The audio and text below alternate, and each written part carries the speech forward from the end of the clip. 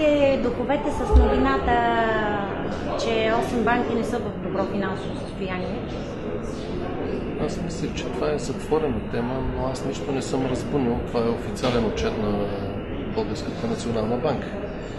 Банките са акционерни дружества и съгласно законите в нашата страна и всички страни по света, те са длъжни в края на всяка година да обявяват отчетите си. Отчетите на всички български банки, те са 30, са качени на сайта на БНБ. И оттам се вижда, че 8 банки имат малки загуби. Но трябва да поясним, че в това няма нищо фатално или нищо необикновено. Едва ли има страна по света, където от всички банки да има някои, които са на печалба, други да са на временна загуба, а някои са в трайна загуба. Но е важно хората да знаят, че има един показател важен за банките, не само дали са на печалба или на загуба, а каква е капиталовата адекватност. Казано на съвсем разбираем език, ако едно семейство има потребителски дълг от 1000 лева, не има на депозит 5000 лева, то няма проблем да се обслужва дълга, нали така? Да. Същото е с банките. И понеже Централната банка на България, БНБ, провежда съвсем основателно много строга политика спрямо банките през последните години, тя изисква от банките да поддържат висока капиталова адекватност, т.е. да имат достатъчно собствени средства да поемат натиск при евентуални проблеми. Това, че тези 8 банки са на загуба миналата година, по никакъв начин не означава, че това е някакъв сериозен проблем за банковата система, но означава, че е някакъв проблем за тези банки. И те при тази висока капиталова адекватност полагат усилия да излезат от това положение. Нищо повече. Опозицията обаче веднага ви обвини, че искате да разклатите едва ли не банковата система. Опозицията и сега слушам тук за бюджета, стига някакви абсурдни тези, някои от които противоречат и на здравия разум. Първо, казано в шеговит план, ако един депутат може да разклаща банковата система, той или трябва да има някакви свръхестествени способности, или банковата система вече да е много зле, за да може той да разклати. Нито аз имам такива способности, нито банковата система на България е толкова зле. За щастие, тя е една от най-стабилните в Европа. А това, че Националната банка е публикувала, че 8 банки имат временни проблеми, по-скоро въпросът е къде са били тези колеги, които толкова месеци не забелязват в сайта на БНБ каква информация има. Това е странно.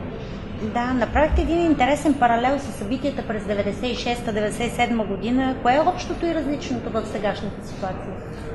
Общото е за колисието. Това, че държавният преврат от януари 1997 година беше ангажиран от хора, които първо искаха да спечелят от финансовата катастрофа, тогава причинена от два основни фактора. Първо, че до 95-6 година държавният сектор беше над 99.9, т.е. приватизацията на практика не беше започнала и 5-6 години държавните фирми завличаха поради това, че трупаха загуби и банковата система. И втората причина в самата банкова система, както виждате, първо казах, неосъществените реформи 6 години, от правителство от ляво до дясно. И втората причина е безпардонния и нагъл грабеж на самата банкова система отвътре в банковата система, в резултат на което 14 банки изпаднаха в несъстоятелност и те бяха покрити от бюджета. Искам да подчертая, че една от причините за напрежението в бюджета за 1996 година и за финансовата дестабилизация и това, че хората недоволстваха от високата инфлация и обезценяването на лева, напълно основателно. Правителството тогава трябваше да вземе решение да покрие 100% от депозитите на гражданите в валута и в лева. Това е много важно и то умишлено не се споменава.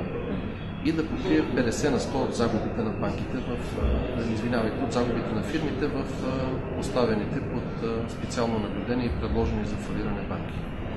Искам да кажа още, че решението за банките се взима само единствено според Конституцията от Националната банка, а решението за фалит на банка се взима само от българската съдебна система.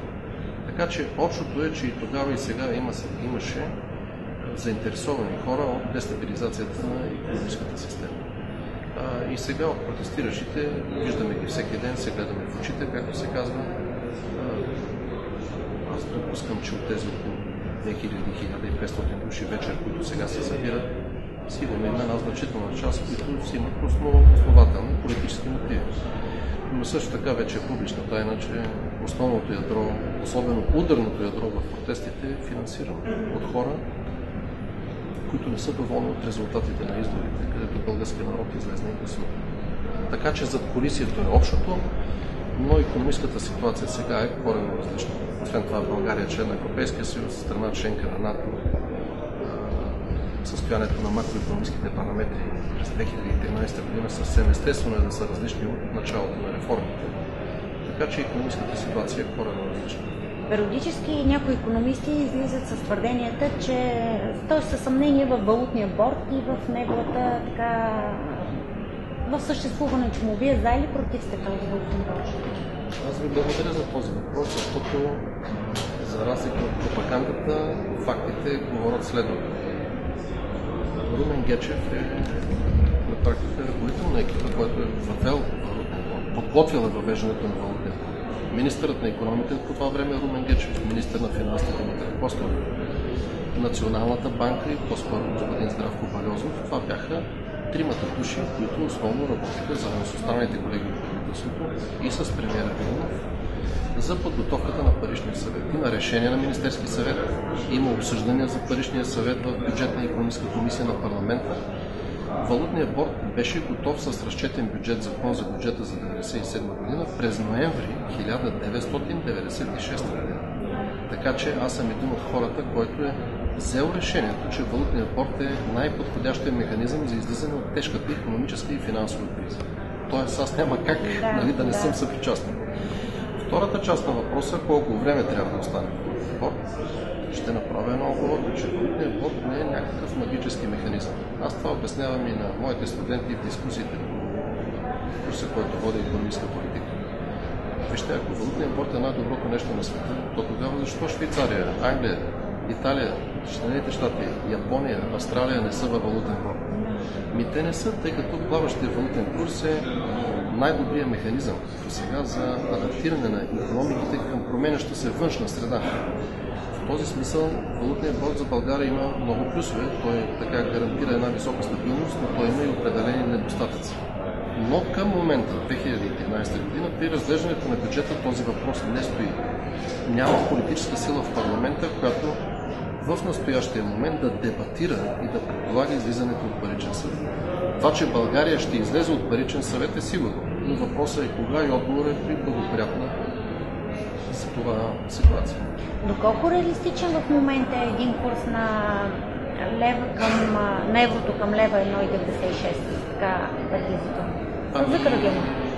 Реалистичният курс е 4 към 1 и той се смята по елементарни формули от международните финанси. Тоест, за да го кажа на разбираем език, ако сравните инфлацията натрупана в еврозоната от 1997 година средата до сега и натрупаната инфлация в България, ще видите, че натрупаната инфлация в еврозоната е 50% за този целият период, а в България е 150%. Така че разликата между динамиката на инфлацията в България и в еврозоната е около 100%. При други равни условия това означава при 100% инфлация два пъти обесценяване на валутата, т.е. реалният курс е някъде към 4 към 1 вместо 2 към 1. Но ние поддържаме, така да се каже, изкуствено този курс 2 към 1. Това е смисъл на фиксирания курс. Как е възможно да поддържаме изкуствено? Възможно е благодарение на това, и е много важен този показател, че през последните 10 години ние успяхме да поддържаме валутни резерви на Националната банка. Това е заслуга и на Националната банка, и на няколко правителства. В момента валутният резерв е около 19 милиарда долара. Тоест, ние поддържаме изкуствено курса все още 2 към 1, вместо вече 4 към 1, благодарение на това, че имаме такъв валутен резерв. Няма ли то да разклати, примерно, финансите на страната при влизане в еврозоната? При влизане в еврозоната ще се направят разчети при какъв курс лева ще влезе към еврозоната. Такъв проблем решаваше и Естония, която беше в Валутен съвет, но това ще зависи от конкретното съотношение на няколко фактори, тъй като не само инфлацията влияе върху валутния курс, а редица други показатели. И към момента никой не може да ви каже професионално точно какъв ще бъде курсът, тъй като ще зависи какво ще бъде състоянието на другите показатели и как ще преминат преговорите между България и Европейската централна банка. Да. Като икономисти и политик ще вземете ли отношение по въпроса защо парите на държавата са концентрирани единствено от 2-3 български банки и имате ли идея как те са избирани от предишно правителство? Нямам представа как са избирани, но споделям притесненията на обществеността, че вероятно са избирани и по политически причини. Казвам вероятно. Да. Не разполагам с конкретна информация, но самия факт, че парите бяха концентрирани в една, две или три банки, показва това. Значи, тук въпросът е сложен. От една страна, всеки икономист ще ви каже, даже не е нужно и да са професори по икономика, че колкото са по-концентрирани държавните финанси в една, не дай си Боже, или две-три банки, толкова риска за държавата е по-голям.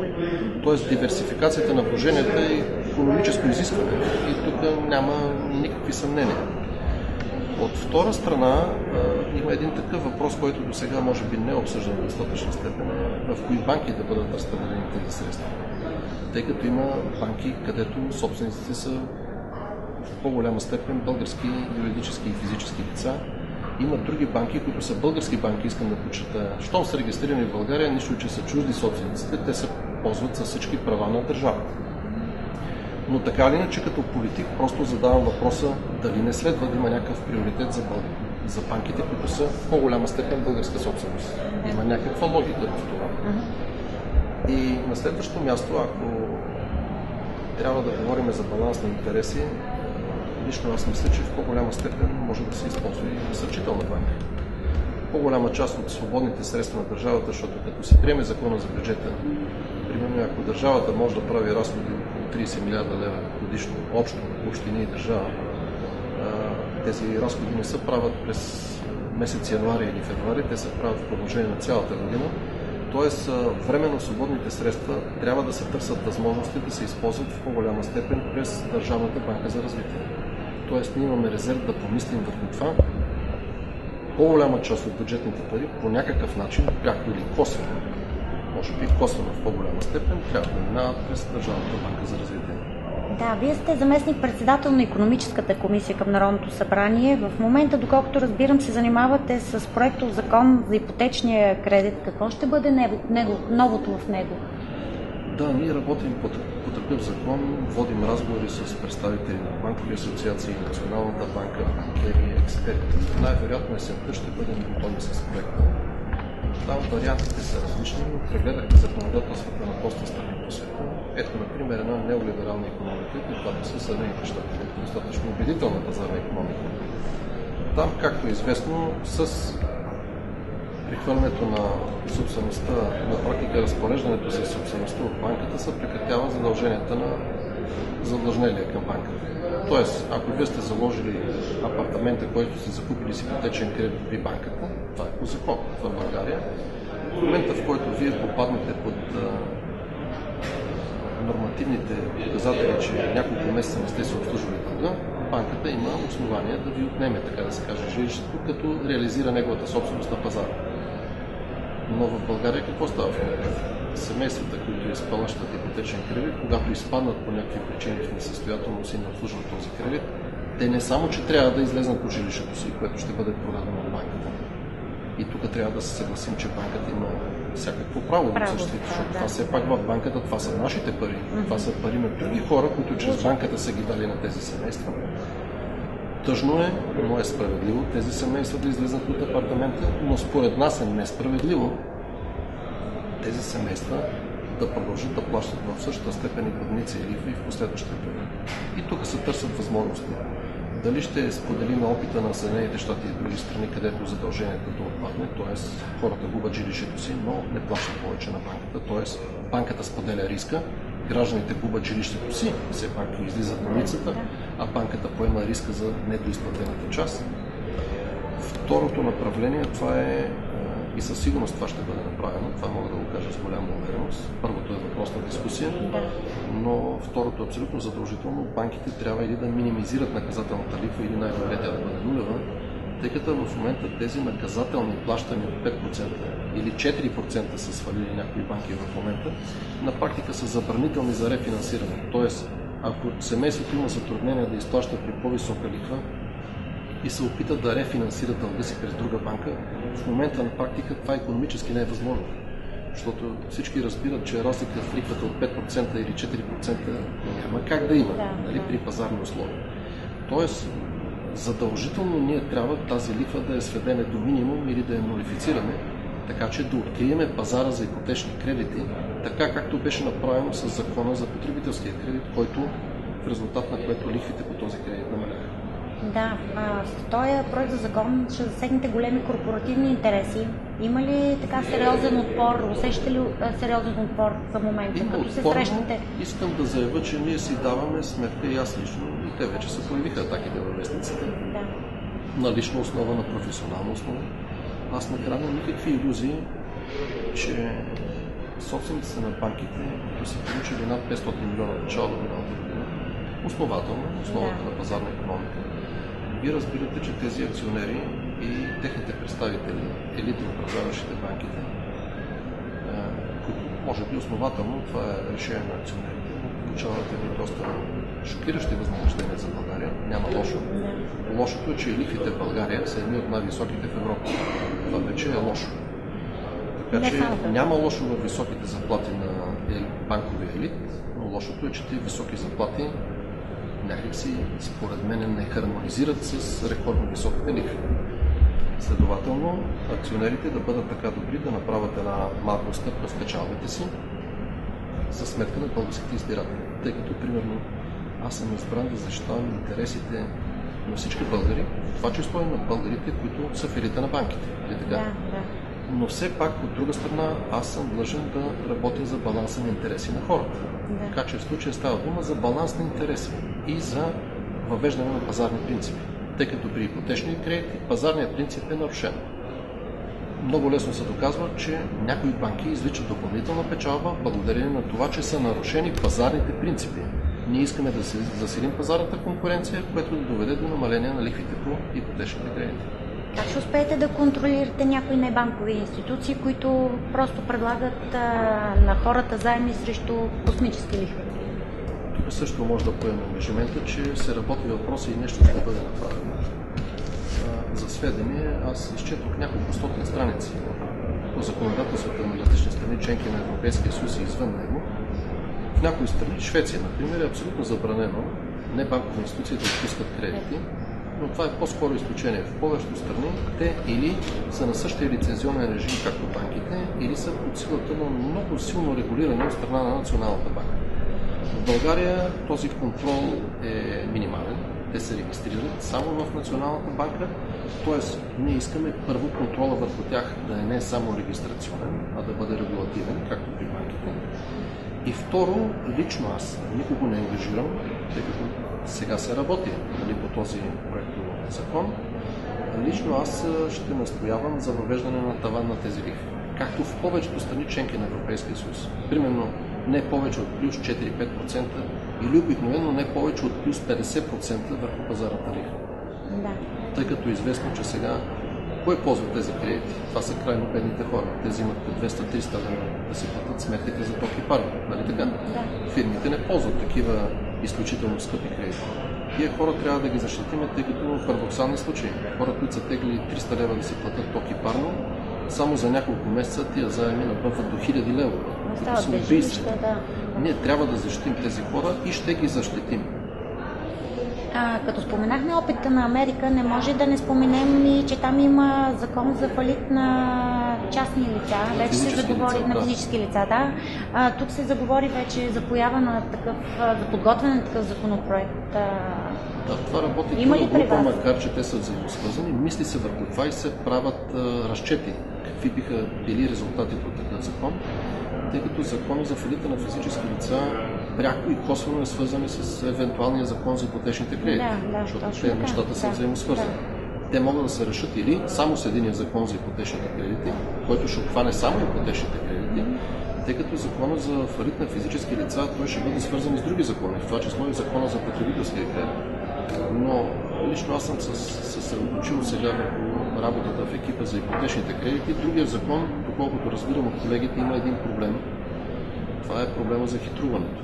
дали български граждани няма да се опитат да използват това законодателство, за да симулират изкуствен фалит. Както го има навсякъде по света, да. Както го има навсякъде по света, но трябва да признаем, че българите сме така сред нациите, които са надарени в тази обстановка. Така че трябва да се направят внимателни разчети. Тоест, възможно е приемането на такъв закон, ако сме сигурни, че позитивите ще бъдат повече от негативите. Да, казахте преди няколко дена, че някои банки имат, всъщност някои банкери имат интерес от това правителството да падне.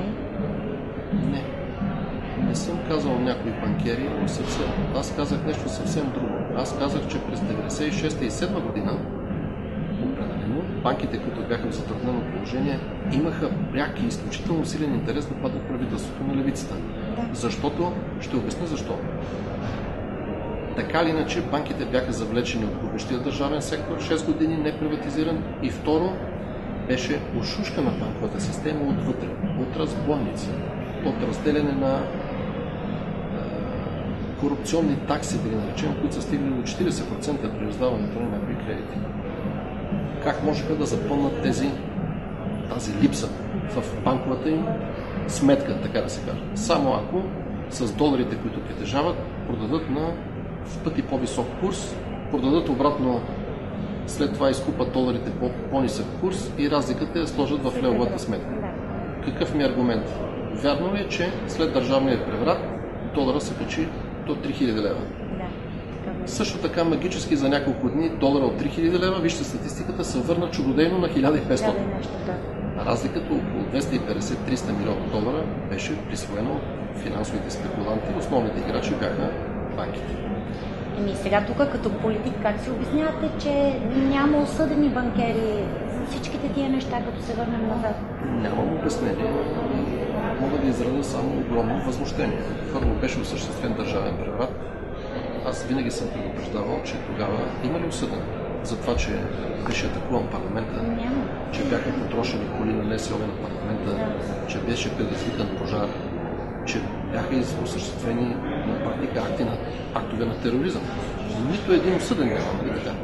Това беше много голяма грешка, тъй като българската държава, като всяка цивилизована държава, трябваше да накаже тези, които нарушиха Конституцията. Всеки гражданин има право да протестира тук, не става дума за това. Хората през 96-та година, 7 януари, които протестираха, има всички основания да протестират поради влошената икономическа обстановка. Но няма цивилизована страна, която би толерирала по този начин. Кой начин? Не осъждането на разбойниците, които нарушиха Конституцията, ударните звена, платени, които нарушиха Конституцията и осъществиха на практика държавен преврат.